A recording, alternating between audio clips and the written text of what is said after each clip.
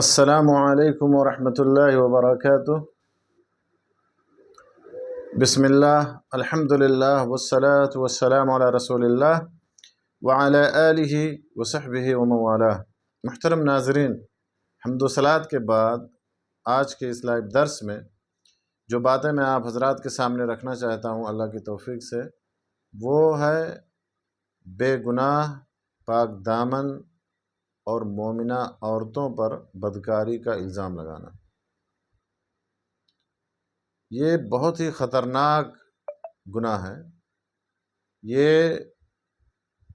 مہلک اور تباہ کن گناہوں میں سے ایک بہت ہی خطرناک گناہ ہے۔ لہذا کسی بھی مومنہ عورت پر، کسی بھی بے گناہ عورت پر، کسی بھی پاک دامن عورت پر بدکاری کا الزام لگانا، تہمت لگانا، یہ اتنا بڑا گناہ ہے میرے بھائیوں کہ اگر الزام تراشی کرنے والے لوگ 4 گواہ پیش نہ کر سکے تو اللہ تعالیٰ نے انہیں اسی دنیا میں 80 کوڑوں کی سزا دینے کا حکم دیا اور انہیں فاسق اور فاجر قرار دیا۔ لہذا اللہ تعالیٰ فرماتا ہے سورہ نور میں، والذین یرمون المحصنات ثم لم یأتوا بأربعة شہداء فاجلدوهم 80 جلدہ ولا تقبلوا لهم شہادة ابدا واولئک هم الفاسقون۔ اللہ تعالیٰ کیا فرماتا ہے کہ جو لوگ پاک دامن عورتوں پر زنا کی تہمت لگائیں پھر 4 گواہ پیش نہ کر سکیں تو انہیں تم 80 کوڑے مارو اور کبھی ان کی گواہی قبول نہ کرو، اور یہی لوگ ہی فاسق اور فاجر ہیں۔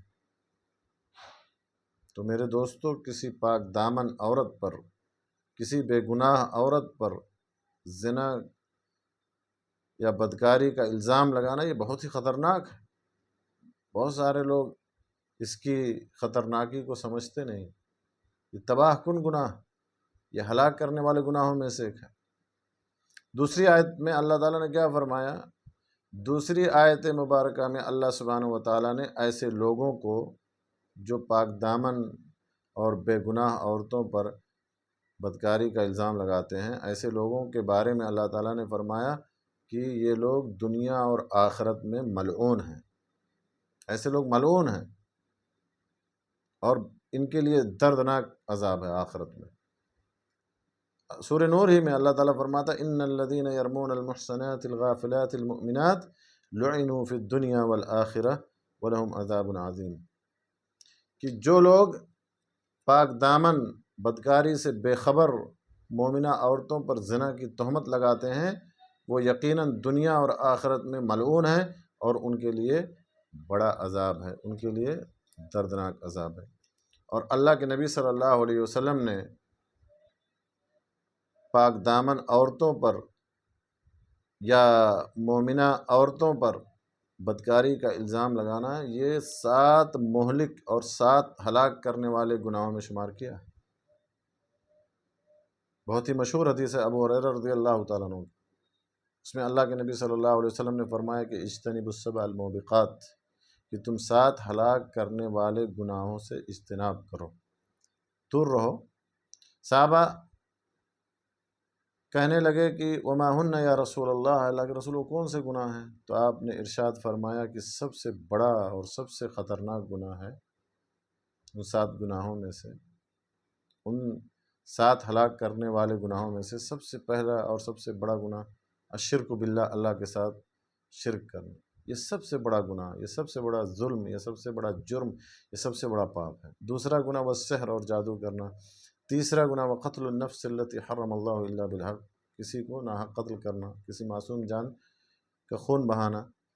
چوتھا گناہ واکل الربا، سود کھانا۔ پانچواں گناہ واکل مال الیتیم، یتیم کا مال کھانا۔ چھٹا گناہ والتولی یوم الزحف، اس دن پیٹ پھیرنا جب مسلمان لڑائی کے میدان میں ہوں دشمن کے سامنے۔ اور 7واں گناہ آپ نے کیا فرمایا؟ وقذف المحصنات الغافلات المؤمنات، پاک دامن بدکاری سے بے خبر اور مومنہ عورتوں پر بدکاری کا الزام لگانا، زنا کی تہمت لگانا۔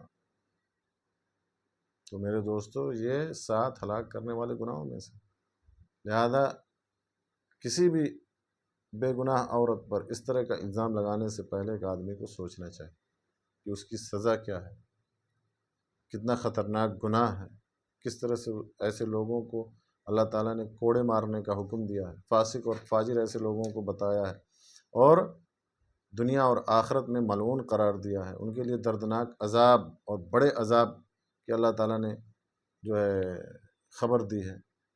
اور اللہ کے نبی صلی اللہ علیہ وسلم نے اسے 7 ہلاک کرنے والے گناہوں میں، جہاں شرک کا ذکر ہے، جہاں پہ جو ہے سود کا ذکر ہے، جہاں پہ جادو کا ذکر ہے، جہاں پہ قتل کو بڑا گناہ قرار دیا گیا، وہیں پر اس گناہ کو بھی اللہ کے نبی صلی اللہ علیہ وسلم نے ذکر کیا۔